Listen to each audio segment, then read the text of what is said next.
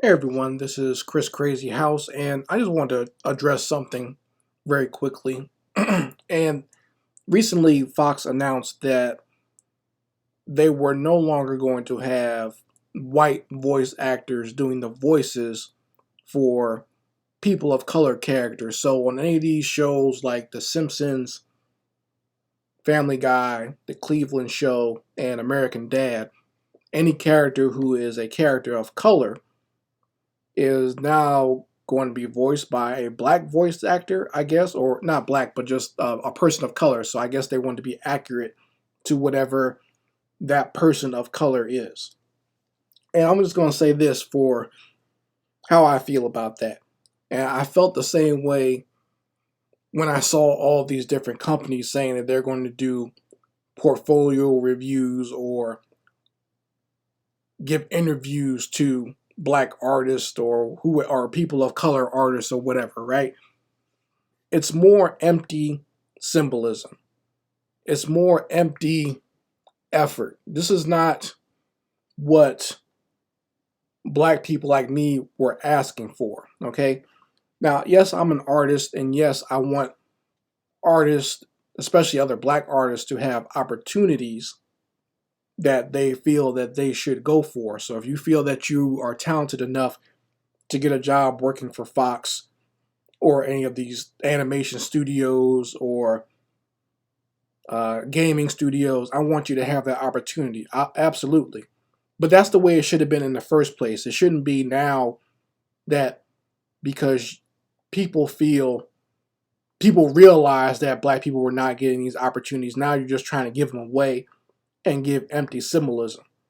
This is why I say it's empty, because what we've been asking for, or at least sensible black people like myself have been asking for, is for you to punish police officers who unlawfully brutalize, abuse, and kill black people. When they do these modern day lynchings of black people for no reason, handing out death sentences for no reason, we want you to punish those police. That's what black people, real black people, have been asking for. I'm not going to count people like Black Lives Matter because we all know that that is a political organization that is run by outside forces that have nothing really to do with the actual black community. Okay? We know that. And they have other agendas outside of the black community as well. And you can see based on some of the results they've gotten in the last 2 months or so. So I'm not even going to get on that here on this channel. But I just wanted to say that as an artist, as a black man, there are certain things that we've asked for as far as what we want done about these racial situations. We don't want tokenism or what is seen as tokenism, or you just giving away jobs. Like, we don't want affirmative action hires or affirmative action type things. We should be getting these opportunities anyway just based on our talent. You can't tell me that there are no talented black artists out there. You've just been ignoring them because of your own racial bias. You automatically just look over them and hire people that you know. There's a lot. I mean, there's a lot of problems with the hiring practices in these studios to begin with. People just hiring the same people over and over again, and hiring their friends and not giving new people an opportunity. But uh, you can't tell me that there aren't any talented black artists, that there shouldn't have been more there to begin with. Okay, there are talented black cartoonists, artists, animators, voice actors, and whatever who have always been there, but you've always overlooked them because, like I said, you've wanted to keep things tight in a little circle and just keep rehiring the same people over and over and over again. You don't have to, if you were doing right to begin with, you wouldn't have to try to make up for it later on. Okay? And once again, I don't accept that. This is not what I asked for. It's almost like if I went over your house and I asked you for a glass of water, and then you came back with a bottle of Jack Daniels, and I said, that's not what I asked for. I really want some water. I don't drink alcohol. Can you please give me some water? And you go back in the kitchen and you bring me some prune juice. And I said, that's not what I want either. You're just going to mess up my digestive system. please, can I just have some water? And you go in there and you come back with some Sprite. And this is the thing with what a lot of black people have struggled with for a century and for decades coming on. It's just we keep asking for certain specific things, but people just keep throwing other things at us and saying, well, here, take that.